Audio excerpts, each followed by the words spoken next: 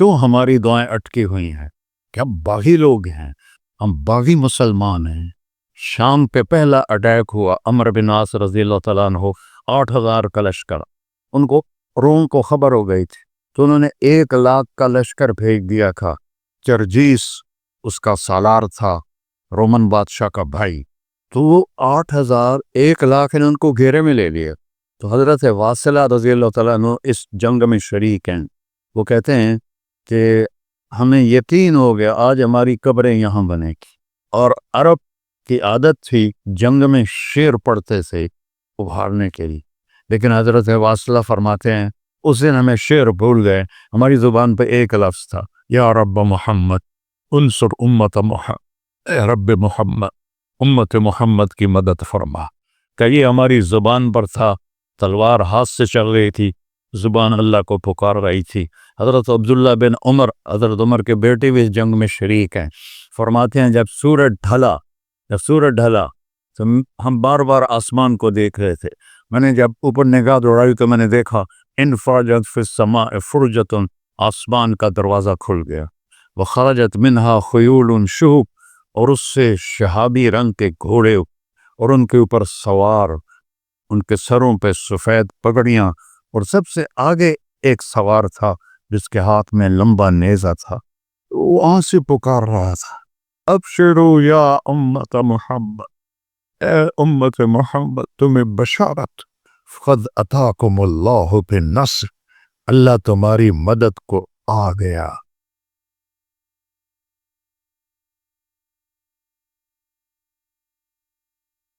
یا ابا سفیان جئتکم بکرامت الدنیا والآخرہ، ابو سفیان دنیا اور آخرت کی عزت چاہیے تو میرے پیچھے چلنا پڑے گا، اس کے علاوہ کوئی راستہ نہیں ہے، کوئی راستہ نہیں ہے، کوئی راستہ نہیں، ایک ہی طریقہ باقی ہے، ایک ہی راستہ باقی ہے، وہ ہے محمد الرسول اللہ۔ لا یؤمنون حتی یحکموک فیما شجر بینہم، اپنے ہر معاملے میں جب میرے نبی آپ کو فالو کریں گے تو میں ان کا بن جاؤں گا، یہ میرے بن جائیں گے، یہ مانگیں گے میں دوں گا، یہ سوال کریں گے میں پورا کروں گا، یہ مدد مانگیں گے میں مدد کروں گا۔ کیوں ہماری دعائیں اٹکی ہوئی ہیں؟ کہ ہم باغی لوگ ہیں، ہم باغی مسلمان ہیں، ہم باغی مسلمان ہیں۔ شام پہ پہلا اٹیک ہوا، عمرو بن عاص رضی اللہ تعالیٰ عنہ، 8,000 کا لشکر، ان کو روم کو خبر ہو گئی تھی تو انہوں نے 1,00,000 کا لشکر بھیج دیا تھا۔ جرجیس اس کا سالار تھا، رومن بادشاہ کا بھائی، تو وہ 8,000 1,00,000 نے ان کو گھیرے میں لے لیے۔ تو حضرت واصلہ رضی اللہ تعالیٰ عنہ اس جنگ میں شریک ہیں۔ وہ کہتے ہیں کہ ہمیں یقین ہو گیا آج ہماری قبریں یہاں بنے گی، اور عرب کی عادت تھی جنگ میں شعر پڑھتے تھے ابھارنے کے لیے، لیکن حضرت واصلہ فرماتے ہیں اس دن ہمیں شعر بھول گئے، ہماری زبان پہ ایک لفظ تھا، یا رب محمد انصر امت محمد، اے رب محمد امت محمد کی مدد فرما۔ کہ یہ ہماری زبان پر تھا، تلوار ہاتھ سے چل رہی تھی، زبان اللہ کو پکار رہی تھی۔ حضرت عبداللہ بن عمر، حضرت عمر کے بیٹے بھی اس جنگ میں شریک ہیں، فرماتے ہیں جب سورج ڈھلا تو ہم بار بار آسمان کو دیکھ رہے تھے، میں نے جب اوپر نگاہ دوڑائی تو میں نے دیکھا انفرجت فی السماء فرجۃ، آسمان کا دروازہ کھل گیا، وخرجت منہا خیول شہب، اور اس سے شہابی رنگ کے گھوڑے اور ان کے اوپر سوار، ان کے سروں پہ سفید پگڑیاں، اور سب سے آگے ایک سوار تھا جس کے ہاتھ میں لمبا نیزہ تھا، وہ وہاں سے پکار رہا تھا، ابشروا یا امت محمد، اے امت محمد تمہیں بشارت، قد اتاکم اللہ بالنصر، اللہ تمہاری مدد کو آ گیا۔ فرماتے ہیں وہ ایسے آئے اور ہمارے اندر غائب ہو گئے، اور آدھے گھنٹے بعد 1,00,000 کا لشکر دوڑ رہا تھا 8,000 کے سامنے۔ کبھی ہم بھی تم میں بھی چاہت تھی، کبھی ہم بھی تم میں بھی راحت تھی، کبھی ہم بھی تم بھی تھے آشنا، تمہیں یاد ہو کہ نہ یاد ہو۔ میرے نبی کی زندگی مکمل نمونہ ہے، مکمل، اس کو فالو کرنا ہے، پھر بلڈر بنو، ذمہ دار بنو، پھر ڈاکٹر بنو، پھر تاجر بنو، سائنسدان بنو، عورت ہے مرد ہے جو بھی ہے، کامیابی اس کے ماتھے کا جھومر بن جائے گا کہ وہاں ایک ہی سکہ چلتا ہے، وہ محمد رسول اللہ۔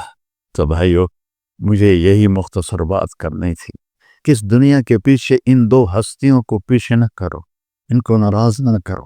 یزید نے اہل بیت کا خون کیا، اور اتنا بڑا واقعہ ہے کربلا کہ دنیا کی تاریخ میں نہ پہلے کبھی ہوا نہ بعد میں کہ رسول کی نسل کے 18 نوجوان ذبح کر دیے جائیں۔ یزید 90 لاکھ مربع میل پہ حکومت، 90 لاکھ مربع میل، ٹھیک، 42 سال کی عمر میں مر گیا۔ اس کا بیٹا معاویہ بن یزید رحمۃ اللہ علیہ 22 سال کی عمر میں تخت پر بیٹھا۔ باپ نے 3 بر اعظم میں حکومت پھیلائی ہوئی ہے، دادا نے پھیلائی تھی، باپ نے اس کو بڑھایا۔ یزید کے زمانے میں بھی فتوحات ہوئی۔ اب یہ 3 بر اعظم پر اس نوجوان کی حکومت ہے۔ یہ بلڈر نہیں ہے، یہ بادشاہ آج کل کے صدر وزیر نہیں ہیں، 2 ٹکے کی ان کی قیمت کوئی نہیں ہے، مطلق بادشاہ ہے۔ 40 دن حکومت کی اور سارے خاندان کو بلایا اور کہنے لگا، اب تصور کرو 22 سال کا ایک شہزادہ ہو اور 3 بر اعظم اس کے سامنے ایسے جھکا ہوا ہو، تو اس کو کیسے آپ میئر کر سکتے ہیں؟ جبکہ کاغذ کے نوٹ نہیں تھے، سونا تھا، چاندی تھی، ہیرے تھے، اصل دولت تھی۔ یہ کاغذ کوئی دولت ہے؟ یہ تو یہودیوں نے آپ کو بیوقوف بنایا ہوا ہے۔ انہیں سب کو اکٹھا کیا، اس نے ایک چھوٹا سا خطبہ دیا، کہنے لگا، کانا ابی جبارن، میرا باپ ظالم تھا، اس نے اہل بیت کا خون کیا، اور جس تخت کے نیچے اہل بیت کا خون ہو میں اس پہ لعنت بھیجتا ہوں۔ یہ ہے تمہاری سلطنت، جس کو چاہو دے دو، میں بری ہوں۔ 3 بر اعظم کی حکومت اللہ رسول پہ قربان کر کے گھر بیٹھ گیا، اور آج اس کو کس عزت کے ساتھ میں سنا رہا ہوں۔ اس کے باپ کو بولتے ہوئے میرا لہجہ کیسا تھا، اس کے بیٹے کو بولتے ہوئے میرا لہجہ کیسا ہے۔ 3 بر اعظم کی سلطنت چھوڑ دی کہ اس کے نیچے اہل بیت کا خون ہے، مجھے نہیں چاہیے۔ تو اللہ اور اس کے رسول کو راضی کرنے کے لیے بڑے سے بڑا سودا بھی سستا ہے، بڑے سے بڑا سودا بھی سستا ہے۔ ایک صحابی آئے، یا رسول اللہ، میرے پڑوسی ہے، اس کی کھجور ایسے میرے گھر میں آتی ہے، اس پر جب پھل پکتا ہے تو وہ گرتا ہے، میرے چھوٹے چھوٹے بچے اٹھا کے کھانے لگتے ہیں، ادھر سے بھاگ کے آتا ان کے منہ سے نکال لیتا ہے۔ اس کی تو محنت کریں کہ اتنے سخت، وہ منافق تھا، اس کی اتنی سختی نہ کرے۔ تو آپ نے اسے بلایا، کہا بھائی ایک سودا کرتے ہو؟ کہا جی، یہ کھجور مجھے دے دو اور میں جنت میں کھجور لے کے دیتا ہوں۔ کہنے لگا، یا رسول اللہ، کوئی اور آپ فرماتے تو میں ضرور حاضر کر دیتا، یہ کھجور تو مجھے میرے بچوں کو بہت پسند ہے، میں تو معافی چاہتا ہوں۔ وہ تھا ہی منافق، تو اس نے معافی مانگنی تھی۔ وہاں ایک صحابی بیٹھے تھے، ابو الدحداح، جب وہ چلا گیا تو کہنے لگے، یا رسول اللہ، اگر میں آپ کو یہ کھجور لے کے دے دوں تو مجھے جنت میں کھجور لے کر دیں گے؟ کہنے لگے ہاں، سودا پکا ہے۔ تو وہ گیا اس کے پیچھے، کہنے لگا، بھائی کھجور بیچو گے؟ کہا نہیں۔ کہہ رہے، بھائی بیچ دو۔ ارے جا، میں نے رسول اللہ کو نہیں بیچی، تجھے کیسے بیچوں گا؟ انہوں نے کہا، منہ مانگی قیمت لے لے، منہ سے بول کیا لینا چاہتا ہے۔ ابو الدحداح کا باغ تھا تیار، 600 کھجوریں، میں ذمہ دار ہوں، مجھے پتا ہے کہ 600 کھجوروں کی کتنی قیمت ہوتی ہے۔ جی جیسے آپ بلڈنگ کو جانتے ہیں، میں نہیں جانتا، آپ ذمہ داروں کو نہیں جانتے، میں جانتا ہوں۔ 600 کھجوروں کا باغ۔ تو اس نے اس کو لاجواب کرنے کے لیے کہا، اپنا باغ دے دے، کھجور لے لے۔ اب یہ کہتا ہے پھرو تو نہیں، اب لوگ تاجر بیٹھے ہیں، اس کے بول کی طاقت دیکھو، اس سے کہہ رہا ہے اب معاہدے سے پھرو گے تو نہیں؟ انہوں نے کہا، میں پاگل ہوں جو پھروں، میں نے 600 کھجوروں کا باغ لگ گیا۔ پھر انہوں نے کہا، چل ڈن، 600 کھجوروں کا باغ تیرا اور یہ کھجور میری۔ اور وہاں سے سیدھا گیا اپنے باغ میں۔ کھجوروں کا زمانہ تھا تو مدینے والے کھجوروں کے پھل کے زمانے میں باغ میں شفٹ ہو جاتے تھے، چھوٹے چھوٹے بنائے ہوتے تھے کمرے، وہاں بچے وہ سب رہتے تھے، کھجوروں کی پہرہ داری بھی اور توڑنا بھی۔ تو وہ ہائے قربان جاؤں نبی کے صحابہ پر، وہ باغ میں اندر نہیں گئے، باہر کھڑے ہو کہ کہیں نیت نہ بدل جائے، اتنا بڑا باغ دیتے ہوئے باہر سے پکارا، ام الدحداح بیگم، کہ جی، کہ باہر آ جاؤ، بچوں کو بھی لے کے آ جاؤ۔ کیا ہوا؟ کہا میں نے باغ بیچ دیا۔ انہیں کہا کتنے میں؟ کہ جنت میں کھجور مل گئی۔ وہ کہنے لگی، ربح البیع ربح البیع ربح البیع، واہ ابو الدحداح، کیا سودا کیا تم، کیا سودا کیا تو ارے کہ عورتیں زیادہ شور میں جاتی مروا دیتا ہے پھر بچے کے تو کھاسیں تمہیں کے تو کھاساں کرو بھی حل بے. اس کے بعد بھاگا ہوا آیا اللہ کے نبی کے پاس، یا رسول اللہ میں نے کھجور خرید، آپ اس انصاری کو دے دے. تو آپ نے پوچھا کتنے میں خریدی ہے؟ تو سارا باغ دے دیا ہے، کھجور لے لی. آپ نے کہا پہلا سودا کینسل، کم من عذق رداح ودار فیاح اب الداحدہ. اب تیرے لیے میں دیکھ رہا ہوں تیرے رب نے جنت میں کھجوروں کے باغ لگا دیے ہیں اور تیرے کوٹھے کی جگہ کھجوروں میں محل بنا دیے ہیں سونے چاندی کے. جنت میں تو مٹی نام کی شے کوئی نہیں، لوہے نام کی شے کوئی نہیں. ایک ہر گھر ایک سونے کی، ایک چاندی کی، ایک زمرد کی، ایک یاقوت کی، مشک کا گارا اور زعفران کی گھاس اور اس کا لنٹر اللہ کا عرش ہے. تو سودے کر گئے، اب سب کچھ کرو، اللہ رسول کو پیچھے نہ چھوڑ، چونکہ ہمیشہ تو زندہ نہیں رہنا، چلے جانا ہے. دنیا میں سب سے بڑا محل بنایا تھا کسریٰ نے، نوشیروان کے پوتے خسرو پرویز نے، جس نے ہمارے نبی کا خط پھاڑا تھا. 40,000 پلرز پر وہ گھر تھا. اب لوگ بلڈروں اسکوائر فٹ لگاؤ، 40,000 ستونوں پر وہ گھر کھڑا تھا اور وہ اس کے اوپر سارا سونا ہیرے جواہر 40,000 پلر پر تھے اور اس کے 500 بڑے بڑے گنبد تھے اور سب سے بڑے گنبد میں 1,000 سونے کے فانوس تھے اور اس میں ایک رات میں 9 من تیل جل جاتا تھا صرف ایک رات کے لیے اس کو. اور 3,000 باندیاں تھیں، 6,000 نوکر تھے صفائی کے لیے، 12,000 سپاہی تھے اس کی حفاظت کے لیے. لیکن وہ چند سال بھی نہ رہ سکا کہ پلٹا کھایا حالات نے اور رومن امپائر کیسر نے آ کر اسے شکست دی. نینوا میں ہمارے نبی کے خط پھاڑنے کے بعد آپ نے فرمایا تھا کسریٰ نے اپنا ملک پھاڑ دیا، تو وہ آیا، وہ شکست کھائی کسریٰ نے اور بھاگ گیا. اس نے سارے محل کو آگ لگایا، مٹی کا ڈھیر بنایا. اور مسلمانوں میں سب سے بڑا محل بنایا اندلس کے بادشاہ عبد الرحمن نے الثالث نے، 4,316 پلر پر تھا وہ گھر. اور پورے یورپ میں اس کی دھاک تھی، ہر طرف سے ہیرے آ رہے ہیں، موتی آ رہے ہیں، جواہر آ رہے ہیں. پورے پلر، پوری چھت سونے سے بنی تھی اور پورے پلروں پر ہیرے جواہرات تھے. اور باہر ایک بڑا تالاب تھا، کس کا؟ پارے کا، پانی کا نہیں، پارے کا.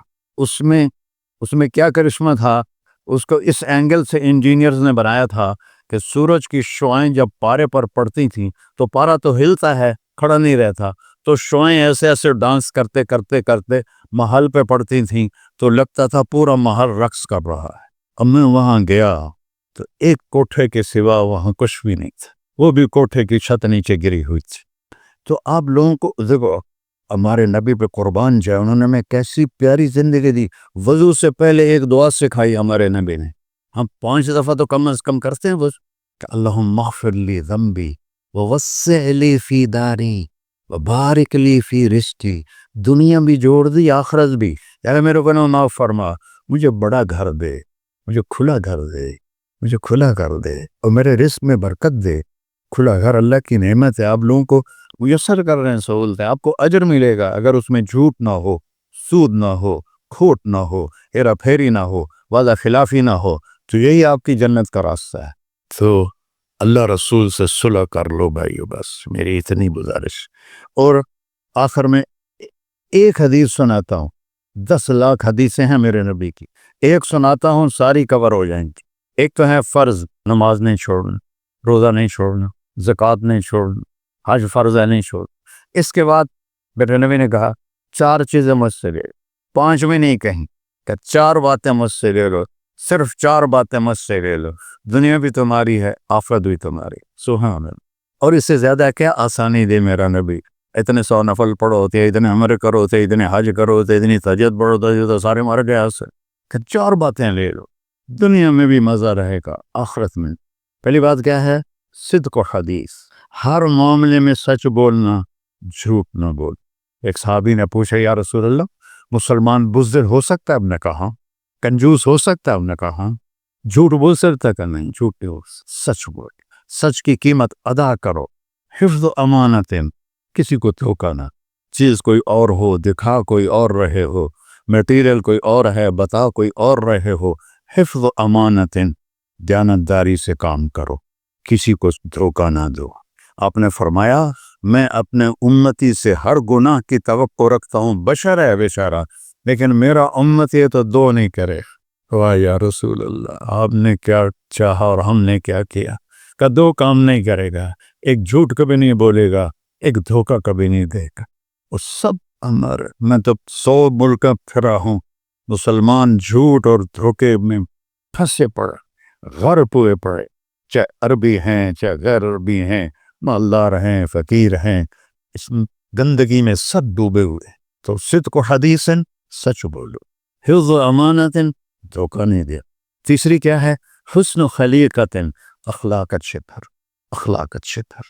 اور اخلاق اچھے کرنے کے لیے ایک کام کر لی، اس کو تالا لگا، صرف ایک کام، اس سے کوئی گالی نہ نکلے، جھوٹ نہ نکلے، غیبت نہ نکلے، طنز نہ نکلے، بے عزت نہ کرو۔ عام طور پر ہمارے ماحول میں نوکروں کو بہت ڈانٹ ڈپٹ ہوتی ہے، اس کو قابو میں رکھو۔ سوچو اسی جگہ میں ہوتا نوکر تو میں یہ پسند کرتا۔ اپنے اخلاق کی چابی ہے زبان کا میٹھا بول، اور خاص طور پر والدین کے ساتھ، اور سب سے زیادہ اہم بیوی کے ساتھ۔ میرے نبی نے فرمایا بہترین مسلمان وہ ہے جو بیوی سے اچھا سلوک کرتا ہو، کہ وہ ماں باپ بہن بھائی گھر سہیلی ماحول ثقافت تہذیب سب کچھ چھوڑ کر ایک بول کے ساتھ آپ کے گھر آ جاتی، آپ کے بچے کا 9 مہینے بوجھ اٹھاتی، اس کو دودھ پلاتی، اس کی چھاتیاں لٹک جاتی ہیں، کبھی آپ کے لیے وہ ناشتہ بنا رہی ہے، کبھی کھانا بنا رہی ہے، کبھی آپ کے کپڑے کا خیال کر رہی ہے، اور آپ چھوٹی سی بات پر اس کی عزت اتار کے پھینک دیتے۔ تو میرے نبی نے فرمایا سب سے بہترین مسلمان وہ ہے جو بیوی کے ساتھ حسن سلوک کرتا ہو۔ پھر آپ نے کہا اور میرا سلوک اپنی بیویوں سے سب سے زیادہ اچھا ہے۔ اظہار محبت کرو، ماں سے باپ سے اولاد سے بیوی سے اظہار بہت ضروری۔ یہ پریزنٹیشن اظہار ہی تو تھا، یہ اظہار نہ ہو تو پتہ کیسے چلے؟ اپنے ماں کے پاؤں چومو، باپ کا ماتھا چومو، ان کے آگے نوکر بن کے کھڑے ہو، بیوی سے کہو مجھے تم سے بہت پیار ہے، وہ اچھا کپڑا پہنے تعریف کرو، اچھا کھانا بنائے تعریف کرو۔ انسان بھوکا ہے اس چیز کا، میرے نبی سے بڑھ کر کوئی ہو سکتا ہے؟ آپ حضرت عائشہ سے فرما رہے ہیں، چونکہ حضرت عائشہ کماری بھی تھی، چھوٹی بھی تھی۔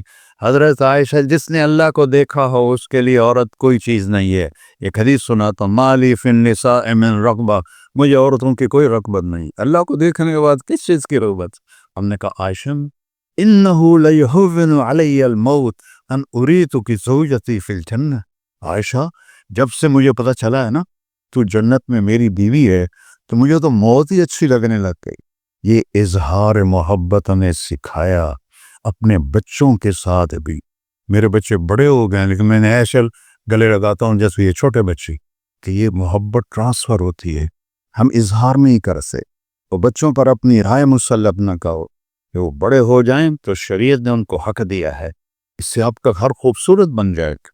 یہ میرے نبی کی پیاری زندگی کے چند صفحات میں نے آپ کے سامنے پیش کیے ہیں، تو طویل داستان ہے، سناتے سناتے عمر بھی بیت جائے تو ایک ذرہ بھی ادا نہ ہوگا، لیکن خلاصتاً میں نے آپ سے عرض کر دیا صدق و حدیث، حفظ و امانت، حسن و خلیقت، سچائی، دیانتداری، اخلاق، اور چوتھا اور آخری عفت فی طعمت، رزق حلال کماؤ، رزق حلال کماؤ۔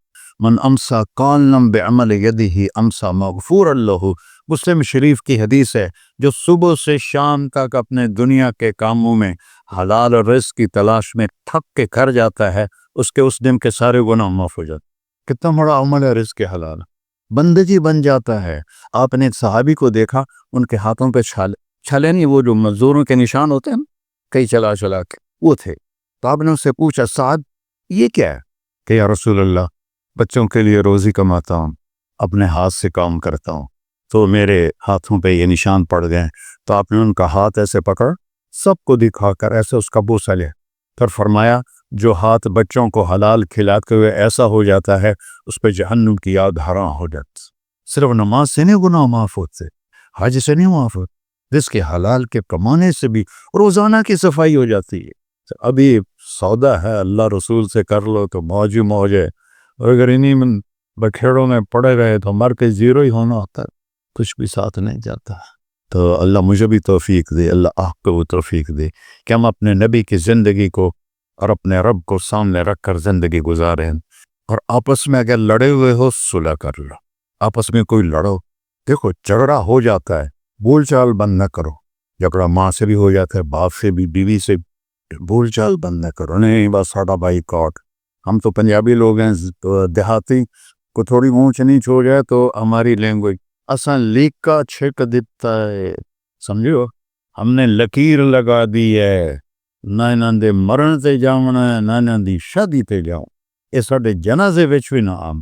اللہ، میرے گاؤں میں جنازہ تھا، میرا اپنا عزیز، اس کی والدہ فوت ہو، تو رشتہ داروں میں قریبی رشتہ دار جنازے میں پہلی صف میں کھڑا تھا، تو جنازے پر تو سب کے دل نرم ہو جاتے ہیں۔ جب اس نے دیکھا نا کہ میاں صادق میری ماں دے جنازے چوں باہر نکل جا، یہ تہذیب ہے ہماری۔ تو جھگڑا ایک فطری چیز ہے، لیکن بول چال بند نہیں کرنی ہے، دل میں نفرت نہیں پالنی ہے، اس کو صاف کر کے معاف کرنا ہے۔ اللہ بہت خوش ہوتا ہے۔ اور میاں بیوی میں جھگڑا ہو جائے اور وہ صلح کر لیں، اللہ ان کے پچھلے سارے گناہ معاف کر دیتا ہے۔ کیا مزے کی بات۔ السلام علیکم۔ دعا فرما ہے۔ اچھا بھائی بیٹھ جائیں، دعا کر لیں۔ انت اہلہ وصلی علی محمد کما انت اہلہ وفل بنا ما انت اہلہ انک اہل التقوی و اہل المغفرہ۔ یا تا یہ سارے دوست احباب تیری محبت میں آئے ہیں، ہم سب نے تیرے نام کو زندہ کیا ہے، ہماری یہ محفل قبول فرما اور ہماری یہ مجلس قبول فرما، اور یا اللہ جو کچھ کہا ہے اس کے مطابق ہماری زندگی بنا دے۔ اور یا اللہ جو ہم نے نیت کی ہے کہ غزہ کے مسلمانوں کو گھر دینا ہے، چھت دینی ہے، ان سب کو، یہ کسی ایک آدمی کے بس کا کام نہیں ہے، یہ سارے مل کر کریں، ہم بھی کریں، اس کی ہمیں توفیق نصیب فرما۔ تیری نبی کا فرمان ہے، جو میری امت کی دنیا کا خیال نہیں کرتا وہ مجھ سے نہیں ہے، اور اس وقت سب سے محتاج امت غزہ کے اہل ایمان ہے۔ تو یا اللہ ان سارے بھائیوں کو ہمت دے، توفیق دے، ہمیں وہاں تک پہنچانے کا وسیلہ تو نے بنایا ہوا ہے، ہمیں یہ امانتیں ان تک پہنچانے کی توفیق دے، ان کے کاموں میں برکت دے، ان کے قرضوں کو اتار دے، ان کو سود سے بچا دے، ان کو دیانتداری نصیب فرما، شفافیت نصیب فرما، مرتے وقت ہم سب کو کلمہ نصیب فرما۔ وصلی اللہ علی نبی الکریم۔